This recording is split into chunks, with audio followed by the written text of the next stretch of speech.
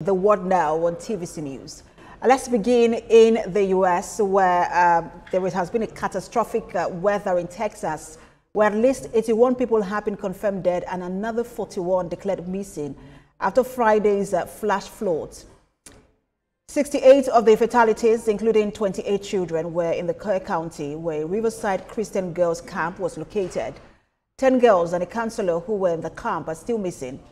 Among bodies recovered, 18 adults and 10 children are yet to be identified. Figures are changing rapidly as rescuers continue to search for the missing. Officials say the death toll is certain to rise. More storms are expected in the next 24 to 48 hours in the region, which could hamper rescue teams already facing venomous snake bites as they sift through mud and debris.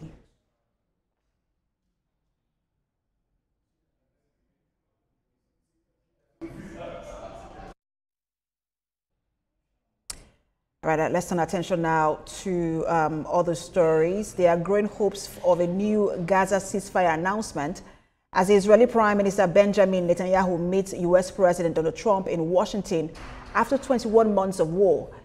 President Trump says he had previously spoken firmly with Prime Minister Netanyahu on the need for a ceasefire, and he's optimistic a deal could be reached. We have a report.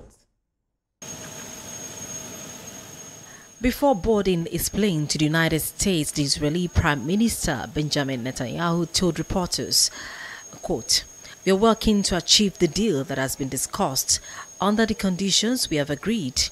I believe that the conversation with President Trump can definitely help advance this outcome we all hope for." End quote. Prime Minister Netanyahu is visiting the White House for the third time since President Trump returned to power nearly 6 months ago. The leaders were meeting for the first time since the U.S. joined Israeli attacks on Iranian nuclear sites and then brokered a ceasefire between Israel and Iran. The Israeli Prime Minister received a level of public support for his country's offensive against Iran, which some analysts suggest he could leverage on to agree to a peace deal with Hamas. Hamas is seen to have been further weakened by the strikes on Iran, a key regional ally, which may be why it is willing to reach a peace deal with Israel.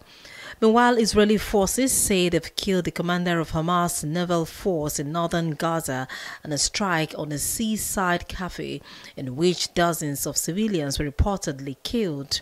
Some Gazans are desperate to see a permanent end of the war, not just a 60-day truce that could lead to a restart of the conflict again. Others say they are tired of displacement, thirst and hunger and living in tents. The U.S. president, who backs the latest round of peace negotiations, is also looking forward to brokering border talks between Israel and Syria, normalizing relations between Israel and Saudi Arabia, and completing unfinished business with Iran on a new nuclear deal.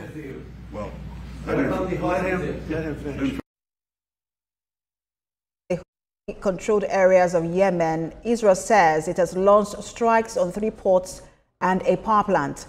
Israel's Defense Minister Israel Katz confirmed that the country's targets include the commercial ship Galaxy Leader.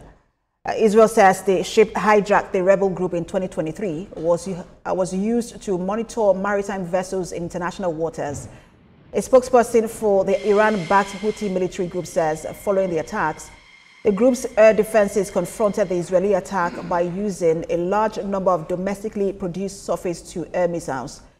In a post on X, the Israeli defense minister says the Houthis will continue to pay a heavy price for their actions because anyone who raises a hand against Israel will have their hand cut off. Since the start of the Israel-Hamas war, the Iran-backed Houthi rebels have regularly launched missiles at Israel in solidarity with Palestinians in Gaza, and they regularly attack commercial ships in the Red Sea.